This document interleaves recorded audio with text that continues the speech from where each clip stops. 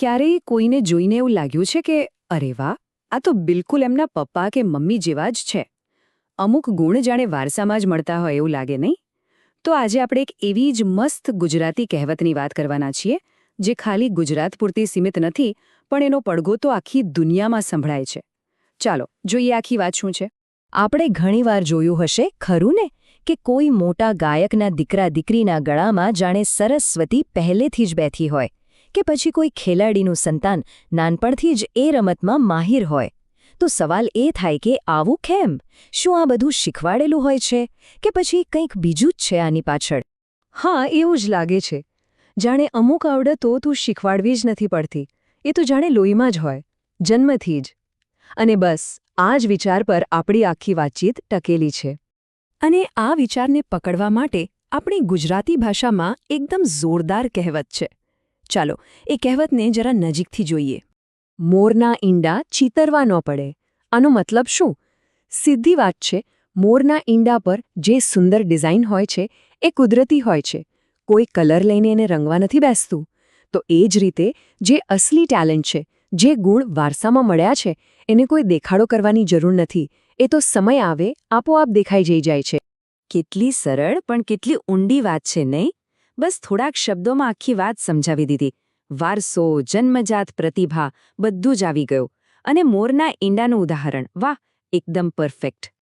પણ આ બધી તો કહેવતની વાત થઈ. અસલ જિંદગીમાં આવું બને છે ખરું?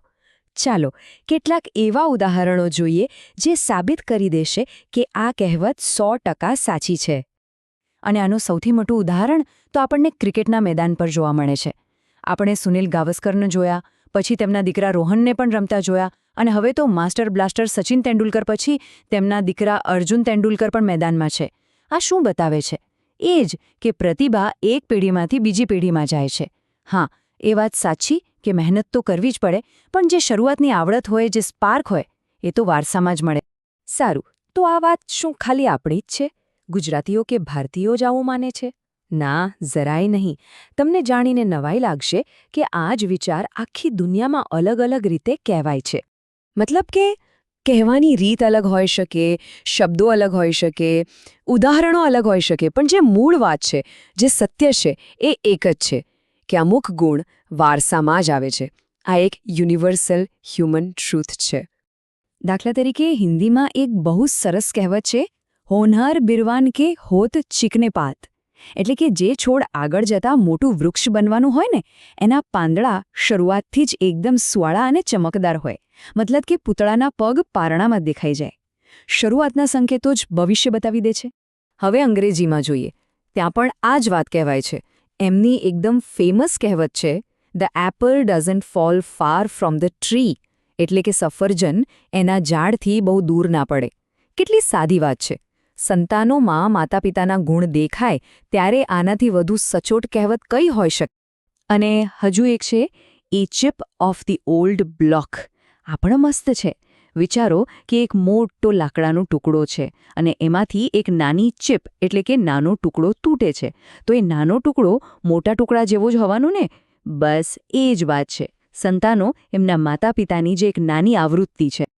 તો જોયું, આપણે શરૂઆત કરી એક ગુજરાતી કહેવતથી અને પહોંચી ગયા આખી દુનિયામાં.